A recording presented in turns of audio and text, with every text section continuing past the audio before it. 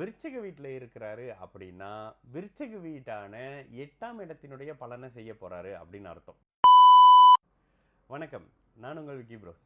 நமக்கு எண்கணி ஞானத்தையும் வேத ஜோதிட ஞானத்தையும் ஆன்மீக ஞானத்தையும் வழங்கிய அனைத்து குருமார்களுக்கும் நன்றி. என்ற வேளையில் இது ஒரு ஜோதிட விளக்க வீடியோ விருப்பம் உள்ளவர்கள் தொடர்ந்து பார்க்கலாம். நமது Vicky bros astrology YouTube, TikTok, Facebook மற்றும் இன்ஸ்டாகிராமை ஃபாலோ பண்ணியிருக்கக்கூடிய அனைத்து தோழிகளுக்கும் நமது நன்றிகள். ஒரு கேள்வி அண்ணன், ஒரு நாள் பாவத் பாவகம் பற்றி எக்ஸ்பிளைன் பண்ணுங்க. ஓகே, பாவத் பாவகம் இயல்பாக இந்த பாவத் பாவகம் வந்து ஒரு ஆதிபத்திய கிரகங்களை விட 2 ஆதிபத்திய கிரகங்களுக்கு கொஞ்சம் கிளியராக புரியுற மாதிரி சொல்லலாம். உதாரணத்துக்காக மேஷ லக்னக்காரருக்கு செவ்வாயை வந்து 2 ஆதிபத்திய அமைப்புகளில் லக்னாதிபதியும் 8ஆம் அதிபதியாகவும் வருவார். இந்த இடத்துல செவ்வாய் லக்னத்தோடு தொடர்பில் இருக்கிறாரு, ஒருவேளை 7ஆம் இடத்துல இருக்கிறாரு செவ்வாய் அப்படின்னா அவர் லக்ன பாவகத்தோடு தொடர்பில் இருந்து லக்னாதிபதி பலனை செய்ய போறாரு தசையில்னு அர்த்தம். அதே மாதிரி இவர் விருச்சிக வீட்டில் இருக்கிறாரு அப்படின்னா விருச்சிக வீட்டான 8ஆம் இடத்தினுடைய பலனை செய்ய போறாரு அப்படின்னு அர்த்தம். இதுல பாவத் பாவகம் எங்க வருது? 6ஆம் பாவகத்துக்கு 12ஆம் இடத்துல மறைஞ்சாருன்னா லக்ன பாவகத்து பலனை செய்வார்.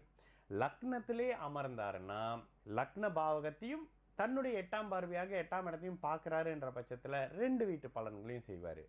நீச்சனாக இருக்கிறாரு, தன்னுடைய வீட்டுக்கு கேந்திரத்திலையும், அதாவது மேஷத்துக்கு கேந்திரத்திலையும் விருச்சிகத்துக்கு திரிகோணத்திலையும் வருவார். இதெல்லாம் நோட்டீஸ் பண்ணுங்க. இதுதான் பாவத் பாவகம். இது எல்லா கிரகங்களுக்கும் வரும்.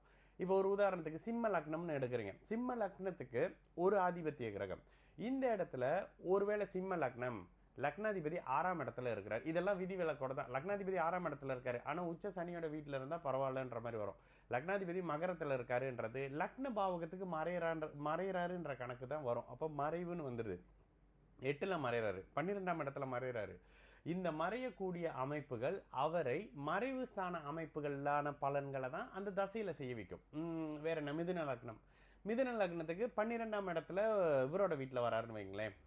ஒரு உதாரணத்துக்கு மிதுன லக்னத்துக்கு புதன் சுக்கரனுடைய ரிஷப வீட்டில் இருக்காருன்னா 2 மாதிரி பலன் இருக்கும்.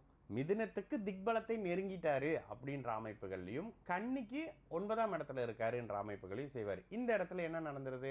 12ஆம் இடத்தினுடைய தன்மையில அந்த ஜாதகரை பிறந்த இடத்த விட்டு தள்ளி கொண்டுட்டு போக போறாரு. புதன் தசை நடக்கணும். பாவத் பாவக விதிகளுக்கு தசை நடக்கணும். அதே மாதிரி சனி, கும்ப லக்னக்காரருக்கு சனி மகரத்தில் 12ஆம் பாவகத்தில் மறைகிறது நல்லது லக்னத்தில் இருக்கிறத விட. ஏன்? இந்த இடத்துல 12ஆம் இடத்துல இருக்கும்பொழுது அவர் 12ஆம் இடத்தை கெடுத்து பலன் செய்வார். அவர் கெஞ்சனா வச்சிருப்பாரு, செலவு பண்ணுறதுல சில இந்த தன்மை கொடுப்பாரு. அதே மாதிரி கும்ப லக்னத்துக்கு தனுசு வீட்டில் குரு இருக்காருன்னா அட்டகாசமான ஓஹோ. ஏன் சொல்லுங்க? சுபருடைய வீட்டில் 12ஆம் பாவகத்துக்கு 12ல் மறைந்து லாபத்திலிருந்து லக்னத்தை பார்ப்பாரு. இந்த தன்மைகள் வந்துடும். அப்போ என்ன? பாவத் பாவகம் என்பது ஒரு கிரகம் தன்னுடைய தசையில் எந்த வீட்டினுடைய பலனை செய்ய போறாரு, இதுதான் விஷயம். இது சஷ்டாஷ்டகம்னு வரும். கொஞ்சம் அப்கிரேட் வேர்ஷன் வந்து சஷ்டாஷ்டகம் இதனுடைய தன்மையிலேயே. ஓகேங்களா? இது என்ன, வேறு கிரகங்களை வச்சு நம்ம சொல்லுவோம். இப்போ இந்த சனி 12ஆம் இடத்துல இருக்காரு, சனி 6ஆம் இடத்துல இருக்காரு. அந்த சனிக்கு 6லேயோ 8லேயோ இருக்கக்கூடிய கிரகங்கள் 12 அமைப்புகளில் ஒரு மாதிரியான ஏதோ பிரச்சனைகளை பண்ண போகுது. இந்த மாதிரியான தன்மைகளில் தான் இந்த ஜோதிடம் வந்து எப்பொழுதுமே இந்த பாவத் பாவக விதி முழுக்க வந்தது வந்து இந்த 6, 8ஆம் அமைப்புகளில் மறையும் பொழுது எந்த வீட்டினுடைய பலனை செய்ய போகிறாங்க. இதில் கஷ்டம் எங்கே தெரியுங்களா? ஒரு ஆதிபத்திய கிரகம் மறையும் போது தான் என்ன பண்ணுது. ஒரு உதாரணத்துக்கு சிம்ம லக்னக்காரருக்கு சந்திரன் வந்து விரையாதிபதி. அவர் ஒளியோடு இருந்தாருன்னா ஒரு மாதிரியான விரயத்தை பண்ணுவார், கடுமையான ஒளி இழந்த நிலையில் இருந்தாருன்னா ஒரு மாதிரி, பாபத்துவமாக இருந்தார் ஒரு மாதிரி அப்படின்ற தன்மையை பண்ணுவார். இதில் சந்திரனுங்க ஓகே மகரத்தில் இருக்கிறாரு, பௌர்ணமி யோகத்தில் இருக்காரு. இல்லை தைப்பூசம் அன்னைக்கு பௌர்ணமி யோகத்தில் இருக்கிறாங்க. தைப்பூசம் 12ஆம் பாவகம் சுபத்துவம். இந்த விரையாதிபதி பரதேச வாசம்ன்ற வெளிநாடுக்கு கொண்டுட்டு போவார் அவருடைய ஜாதகரை அந்த தசையில். ஓகேங்களா? அந்த தசையில் லக்னாதிபதிக்கு உட்பட்டு கடல் தாண்டி கொண்டுட்டு போகிற வேலையை செய்வார். ஒரே இந்த அமைப்புகளில் 12ஆம் இடத்துல சனியோட சேர்ந்து அமாவாசை சந்திரனாக இருந்து செவ்வாய் பார்வையை வாங்கியிருக்காரு அப்படின்னா இந்த இடத்துல பெரிய 6ஆம் வீட்டு பலன்களை செய்ய போறாரு. கடுமையான விரயங்களை, நோய்களை, பிரச்சனைகள்லாம் மாட்டி விட போறாரு.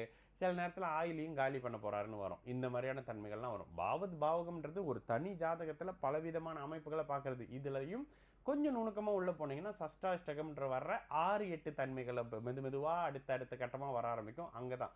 ஆனால் பாவத் பாவகம் என்பது ஒரு கிரகம் தன்னுடைய எந்த வீட்டுக்கு எந்த இடத்துல மறைஞ்சிருது, எந்த பலனை செய்ய போறாரு, எந்த பலனை செய்ய முடியாமல் ஆகிறாரு, நல்லதையோ கெட்டதையோ. இப்போ பாபர்கள் அப்படின்னாக்கா தன்னுடைய சுப இடங்களுக்கு மறையணுன்றது ஒரு விதி இருக்கு.